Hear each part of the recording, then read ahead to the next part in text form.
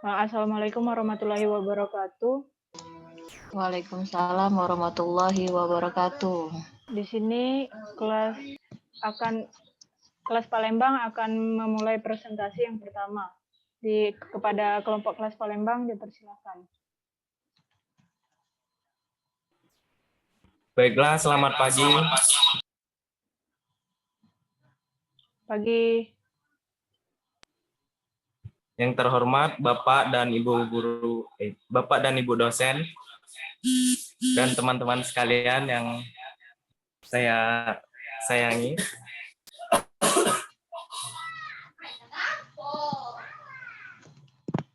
Baiklah, kami di sini akan mempresentasikan hasil presentasi kami yang berjudul Kurikulum pada Tingkat Satuan Pendidikan atau KTSP. Baiklah, pada materi yang pertama akan dijelaskan oleh Saudari Dea. Kepada Saudari Dea dipersilahkan.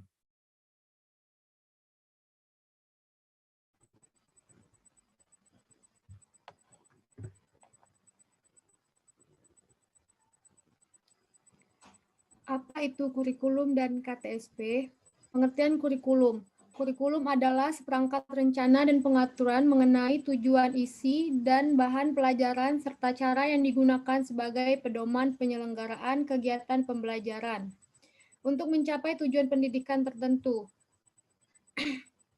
Meliputi tujuan pendidikan nasional serta kesesuaian dengan kekhasan, kondisi, dan potensi daerah, satuan pendidikan, dan peserta didik.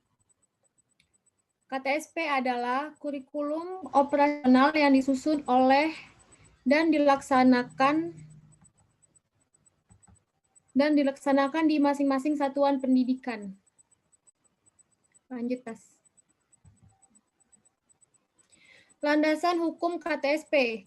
Yang pertama, Undang-Undang Republik Indonesia Nomor 20 Tahun 2003 tentang Sistem Pendidikan Nasional. 2. Peraturan Pemerintah Republik Indonesia Nomor 19 Tahun 2005 tentang Standar Nasional Pendidikan. Ketiga, Kemendiknas Nomor 22 Tahun 2006. 4. Kemendiknas Nomor 23 Tahun 2006. Dan yang kelima, Peraturan Menteri Pendidikan Nasional Nomor 24 Tahun 2006.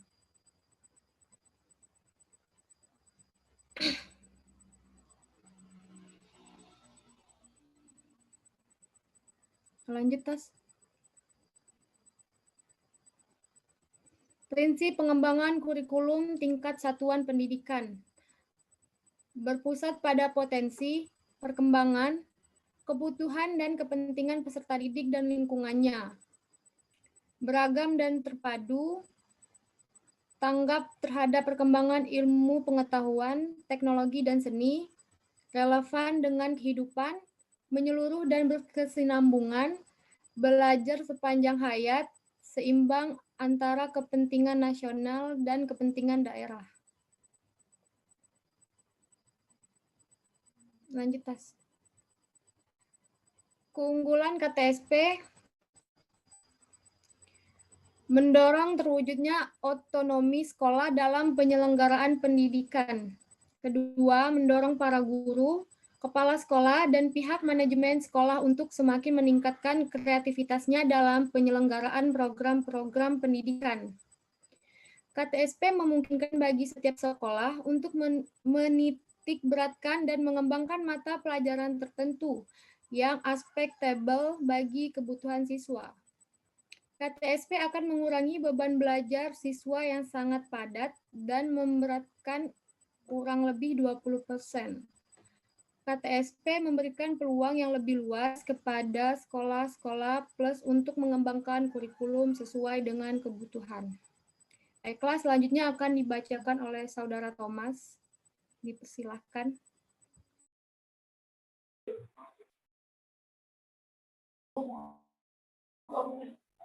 Kekurangan KTSP.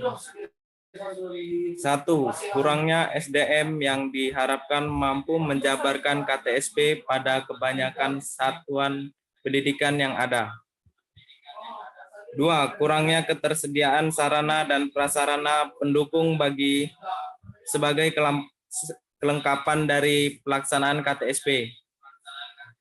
Tiga, masih banyak guru yang belum memahami KTSP secara komprehensif, baik konsepnya, penyusunan maupun prakteknya di lapangan.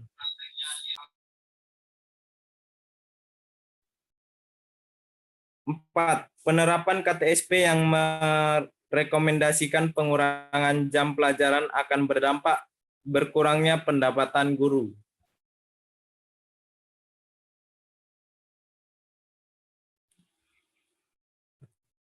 Lanjut.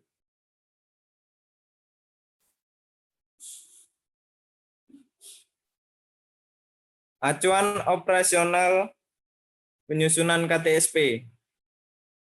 KTSP disusun dengan memperhatikan hal-hal sebagai berikut. 1. Peningkatan iman dan takwa serta akhlak mulia. 2. Peningkatan potensi, kecerdasan, dan minat sesuai dengan tingkat perkembangan dan kemampuan peserta didik. 3. Keragaman potensi dan karakteristik daerah dan lingkungan. 4. Tuntutan pembangunan daerah dan nasional. 5. Tuntutan dunia kerja. 6. Perkembangan ilmu pengetahuan, teknologi, dan seni. 7. Agama. 8. Dinamika perkembangan global. 9. Persatuan nasional dan nilai-nilai kebangsaan. 10. Kondisi sosial budaya masyarakat setempat. 11. Kesetaraan gender. 12. Karakteristik satuan pendidikan.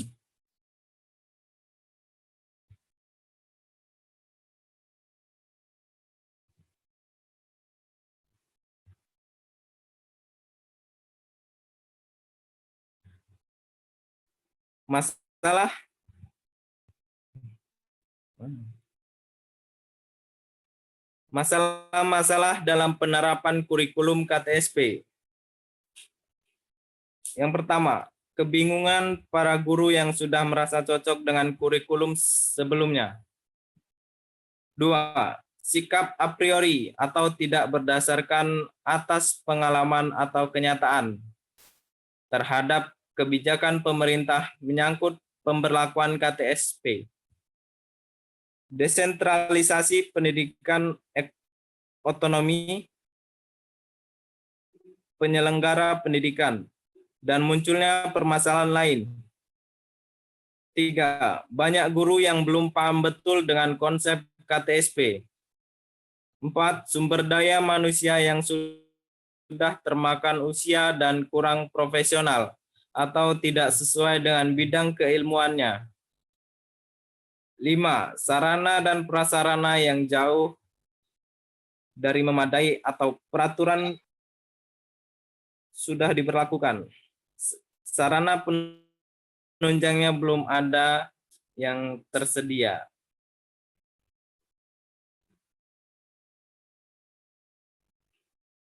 Lanjut. Sekian dari presentasi kelompok Palembang. Selanjutnya dikembalikan moderator Asya.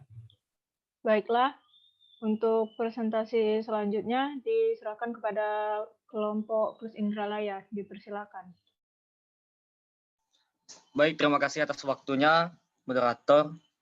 Baik, bismillahirrahmanirrahim. Izin kepada Ibu Bapak dosen untuk memulai presentasi kelas Indralaya. Bismillahirrahmanirrahim.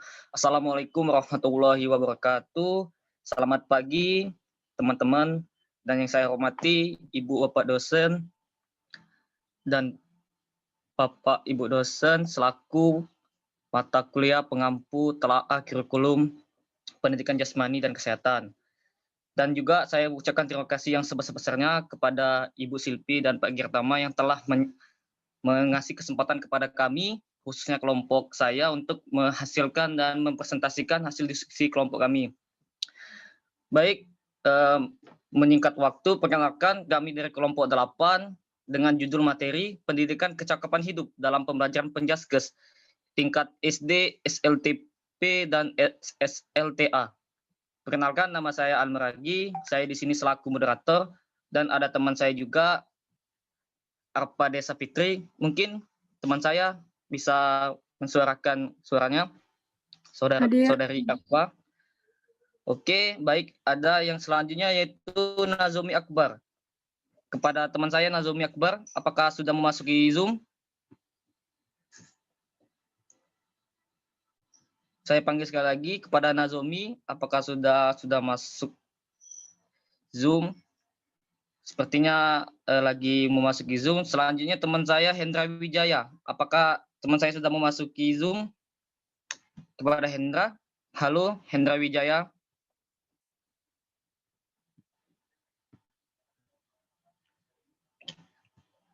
Saya panggil sekali lagi Hendra Wijaya.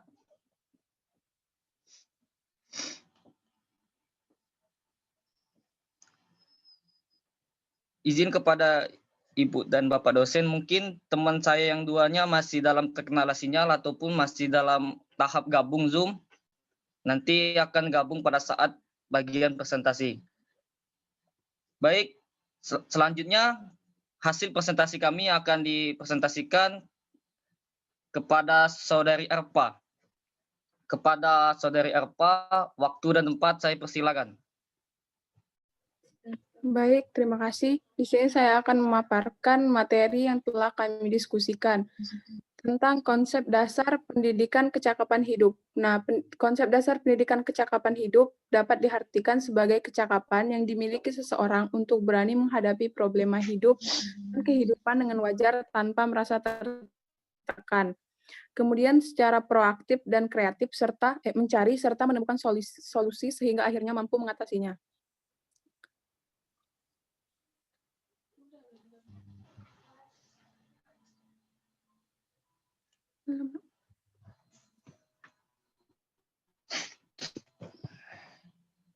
Landasan filosofis, historis, dan yuridis.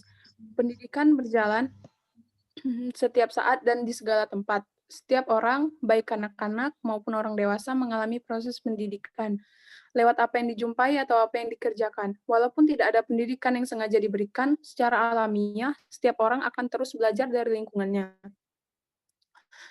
Mungkin akan muncul pertanyaan, apa sebenarnya manfaat pendidikan? Khususnya jika dikaitkan dengan kecakapan hidup, pendidikan sebagai suatu sistem pada dasarnya merupakan suatu sistemasi dari proses perolehan pengalaman tersebut di atas. Oleh karena itu, secara filosofis, pendidikan diartikan sebagai proses perolehan pengalaman belajar yang berguna bagi peserta didik. Pengalaman belajar tersebut diharapkan mampu mengembangkan potensi yang dimiliki peserta didik, sehingga siap untuk digunakan memecahkan problem kehidupan yang dihadapinya. Pengalaman belajar yang diperoleh peserta didik diharapkan juga mengilhami mereka ketika menghadapi problema dalam kehidupan sesungguhnya. Seng 2000. Secara historis, pendidikan sudah ada sejak manusia ada di muka bumi. Ketika kehidupan masih sederhana, orang tua mendidik anaknya secara langsung, atau anak belajar kepada orang tua atau orang yang lebih dewasa di lingkungan tanpa perantara sekolah. Seperti cara makan yang baik, cara membersihkan badan, bahkan tidak jarang anak belajar dari alam sekitarnya. Anak-anak belajar bercocok tanam, berburu, dan berbagai kegiatan kehidupan keseharian lainnya.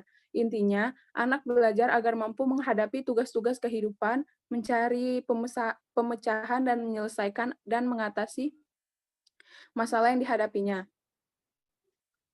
Ketika kehidupan makin maju dan kompleks, masalah kehidupan dan fenomena alam kemudian diupayakan dapat dijelaskan secara keilmuan. Pendidikan juga mulai bermetamorfosa menjadi formal, dan bidang keilmuan diterjemahkan menjadi mata pelajaran, mata kuliah, mata diklat di sekolah.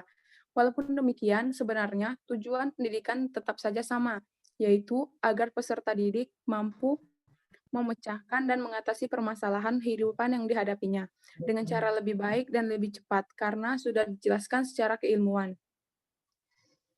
Kecakapan hidup dapat dibedakan menjadi 4 jenis kecakapan, yaitu yang pertama kecakapan personal atau personal skill, kecakapan sosial atau social skill, kecakapan akademik atau academic skill, kecakapan vokasional atau vocational skill.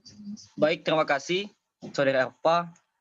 Saya akan melanjutkan apa yang disampaikan teman saya tadi, yaitu selanjutnya keterampilan generik dalam kecakapan hidup, pendidikan jasmani, dan kesehatan. Apa itu keterampilan generik? Merupakan kemampuan dasar dalam belajar dan hidup. Keterampilan tersebut meliputi kecakapan kolaborasi, kecakapan berkomunikasi, kreativitas, berpikir kritis, serta kecakapan